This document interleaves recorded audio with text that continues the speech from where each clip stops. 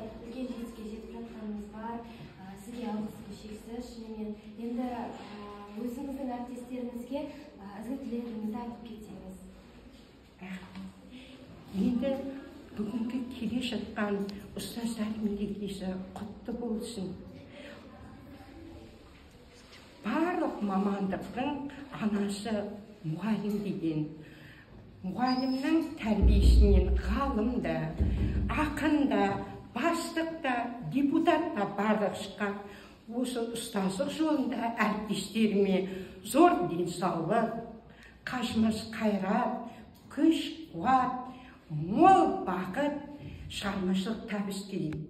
Әріптестерім шаршамаңыздар. Білім жолы әрқашан біз үшін биік жол. Осы жолда тек қана сіздерге табыс тілеймін.